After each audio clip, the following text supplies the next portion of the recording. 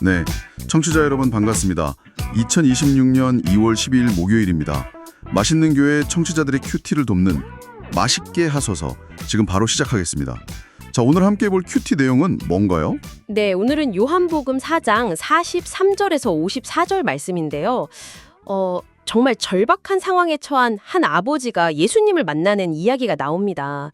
이 이야기를 통해서 믿음이라는 게 어떻게 시작되고 또 어떻게 성장하는지 그 과정을 함께 따라가 보면 참 좋을 것 같습니다. 네, 오늘 큐티를 보면 예수님께서 고향인 갈릴리로 돌아오셨는데 사람들이 엄청나게 환영하는 장면으로 시작되잖아요. 네, 맞아요. 그런데 바로 이어서 예수님께서는 선제자가 고향에서는 높임을 받지 못한다고 말씀하시거든요. 이건 좀 앞뒤가 안 맞는 말 아닌가요? 그렇죠. 겉으로 보기엔 막 환영하는 것 같은데 예수님은 그 속마음을 꿰뚫어 보신 거죠. 아, 속마음이요? 네, 45절을 보면 그 이유가 나오는데요. 사람들이 예수님을 반긴 게 그분 자체에 대한 관심 때문이 아니었어요.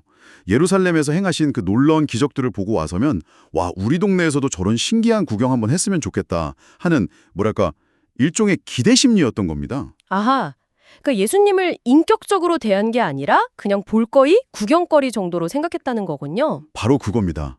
그래서 예수님께서 48절에서 참 안타깝게 말씀하시죠. 너희는 표적과 기사를 보지 못하면 도무지 믿지 않는다고요. 기적에만 시선을 빼앗긴 사람들의 모습이 참 씁쓸하네요. 네, 바로 그런 분위기 속으로 한 남자가 아주 다급하게 뛰어들어옵니다. 아, 왕의 신하 말이죠. 아마 권력도 있고 재물도 남부러울 게 없는 사람이었을 거예요. 하지만 죽어가는 아들 앞에서는 그 모든 게 아무 소용이 없었죠. 그 아버지의 마음이 정말 느껴져요. 아들을 살리려고 무려 30km가 넘는 그 험한 길을 단숨에 달려왔잖아요. 그렇죠.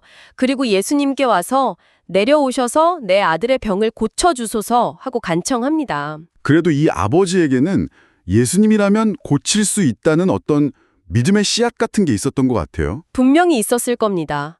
하지만 그 믿음이 아직은 좀 자신의 생각과 경험이라는 틀 안에 갇혀 있었어요. 틀 안에 갇혀 있었다고요? 네. 첫째는 공간의 한계. 그러니까 예수님이 꼭 내려오셔야만 한다고 생각했고요. 네. 둘째는 시간의 한계. 아들이 죽기 전에 오셔야만 한다고 생각했던 거죠. 예수님의 능력을 자기가 정한 틀 안에 가두고 있었던 셈입니다. 아, 그러네요. 그런데 아들의 목숨이 정말 경각에 달렸는데 예수님의 대답이 참 뜻밖이었어요. 정말 그렇죠. 같이 가주시는 대신에 50절을 보면 그냥 가라, 내 아들이 살아있다. 딱 이 한마디만 하신 거예요. 와, 신하 입장에서는 정말 혼란스러웠을 것 같아요. 아니, 지금 같이 가셔도 모자랄 판에 그냥 가라고. 가다가 우리 아들이 죽으면 어떡하지? 온갖 생각이 다 들었을 텐데요. 그럼요. 눈에 보이는 증거도 없고 손에 잡히는 약속도 없었으니까요. 그런데 성경이 그 순간을 이렇게 기록합니다. 그 사람이 예수께서 하신 말씀을 믿고 가더니. 바로 이 지점이 정말 중요합니다. 눈으로 봐야만 믿었던 보는 믿음에서 보이지 않아도 그분의 말씀을 신뢰하는 듣는 믿음으로 그의 믿음이 한 단계 껑충 뛰어오르는 순간인 거죠. 와, 그저 말씀 하나만 붙들고 집으로 돌아가는 그 발걸음이 정말 대단하네요. 네, 그리고 정말 영화 같은 일이 벌어지죠. 맞아요. 집으로 내려가는 길에 아들이 살아났다는 기쁜 소식을 듣게 되잖아요. 네, 아버지가 혹시나 해서 묻죠. 언제부터 낫기 시작했느냐? 그랬더니 종들이 어제 7시에 열이 떨어졌습니다. 이렇게 대답하죠. 바로 그 시각이 예수님께서 내 아들이 살아있다고 말씀하신 바로 그 시각이었습니다. 정말 소름 돋는 장면이죠. 와, 정말 그렇네요. 우리가 말씀을 믿고 순종의 첫걸음을 떼는 바로 그 순간 하나님의 역사는 이미 시작된다는 걸 보여주는 정말 감동적인 장면입니다. 네, 결국 이 일을 통해서 아들의 병만 나온 게 아니라 53절 말씀처럼 그 온 집안이 다 예수님을 믿게 되었군요. 이게 바로 기적을 넘어선 표적의 진짜 의미겠네요. 맞습니다. 오늘 큐티는 우리에게 보지 않고 믿는 믿음이 무엇인지 다시 한번 생각하게 해주는 것 같아요. 네. 사실 우리 모두에게는 각자의 가버나움, 그러니까 해결해야 할 문제와 삶의 현장이 있잖아요. 그렇죠. 당장 눈앞의 상황은 변한 게 없고 문제는 여전히 그 자리에 있는 것처럼 보일지라도 주님께서 두려워하지 마라. 내가 너와 함께 한다고 하시는 그 말씀을 붙들고 오늘 하루의 걸음을 힘차게 내디뎌 보는 건 어떨까요? 네, 우리가 믿음으로 발걸음을 뗄 때 하나님은 이미 일하고 계신다는 것을 믿어야겠습니다. 오늘 하루 보이지 않아도 말씀을 굳게 붙들고 힘찬 하루 보내시길 바랍니다. 오늘도 힘내세요. 이어서 딸기쌤님의 댓글 소개해드릴게요. 나의 큐티를 돕는 맛있게 하소서 최고입니다 라고 남겨주셨어요. 딸기쌤님, 저희에게 정말 큰 힘이 되는 응원의 메시지입니다. 진심으로 감사합니다. 네, 정말 감사드립니다. 청취자 여러분의 기도 제목과 큐티 묵상도 기다리고 있습니다.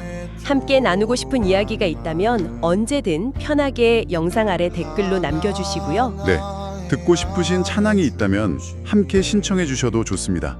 오늘은 거친 길 위를 걸어갈 때도 찬양 함께 들으면서 저희는 물러가겠습니다. 지금까지 맛있는 교회 성도님들의 큐티를 돕기 위한 맛있게 하소서였습니다. 청취해 주셔서 감사합니다.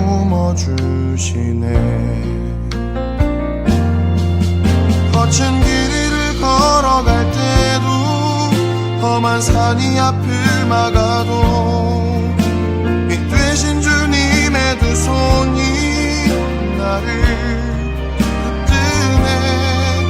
주의 마음이 닿은 내 삶에 점이 슬픔을 씻으시네. 주님을 찬양, 주 이름을 찬양하네.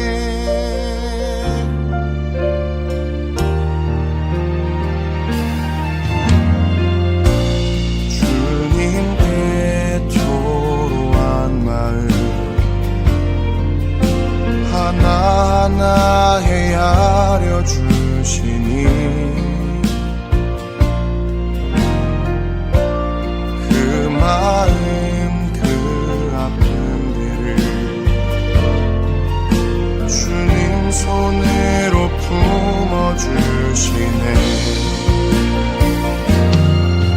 거친 길을 걸어갈 때도 험한 산이 앞을 막아도